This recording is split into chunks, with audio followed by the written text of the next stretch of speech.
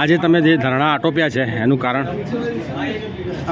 ધરણા આટોપવા પાછળનું કારણ એ છે કે કાલે સવારે 11 વાગે તમે અહીંયા બેઠા હતા અને કાલે સાંજે નગરપાલિકાના ચીફ ઓફિસર અમારી જોડે આવ્યા હતા અને અમારી જે રજૂઆતો હતી, પ્રાથમિક જરૂરિયાતો જે અમારી હતી એના વિશે અમને રજૂઆત કરી હતી. તો અમને કીધું હતું કે અમે કાલ સાંજે પછી અમે સર્વે કરવા જઈએ છીએ. એટલે સર્વે કરી અને રાત્રે અમારી જોડે પાછા આવ્યા અને અમને વાત કરી કે અમે સર્વે કરી લીધું છે, કાલ સવારથી અમે કામગીરી શરૂ કરાવી દઈશું. પણ અમે કીધું સાહેબ કામગીરી તમે શરૂ કરાવો અને અમને વિશ્વાસ બેસશે પછી અમે આગળ વાત કરશું. એટલે આજે સવારે 6:30 વાગ્યાથી આ લોકોએ અમારા વિસ્તારમાં કામગીરી શરૂ કરાવી.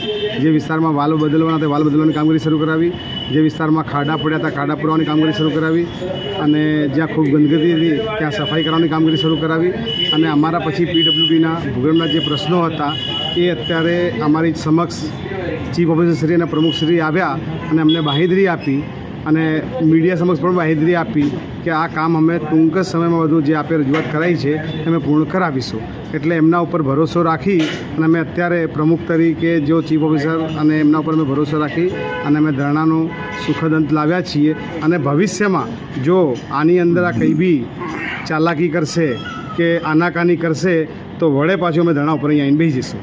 તમારા વોર્ડના જે કામો છે એ સંદર્ભે તો એનો નિવેડો તમે લાવ્યો, સુખદ નિવેડો લાવ્યો છે, પરંતુ નગરપાલિકાની અનેક કમિટીઓની અંદર અત્યારે ભ્રષ્ટાચાર ચાલતી હોવાની રાવ રોજે રોજ થતી હોય છે. તમારા કોંગ્રેસના સદસ્યો પણ એ સંદર્ભે ઘણા બધા મીડિયામાં ઇન્ટરવ્યૂઝ આપ્યા છે.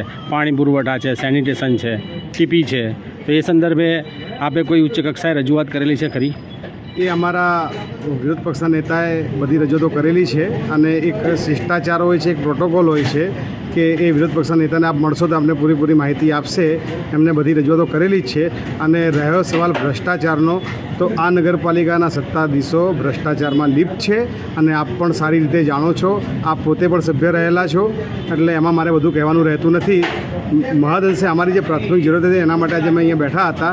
બાકી ભ્રષ્ટાચારના મુદ્દે અમારા આગેવાનો અત્યારે લડી જ રહ્યા છે.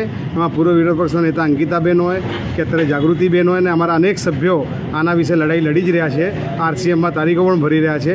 પણ હવે ભાજપની સરકાર છે, નીચે બી ભાજપ છે, ઉપર બી ભાજપ છે. એમાં કેટલું હવે અમે સફળ થઈશું એ આવનારો સમય બતાવશે. પણ અત્યારે આ તબક્કે એટલું જ કહું છું કે અમારી જે માંગણી હતી જે પ્રાથમિક જરૂરિયાતની એ અત્યારે સંતોષી છે. એટલે એનાથી અમે અત્યારે તો અમના ભરોસે અહીંયાથી ઊભા થયા છીએ.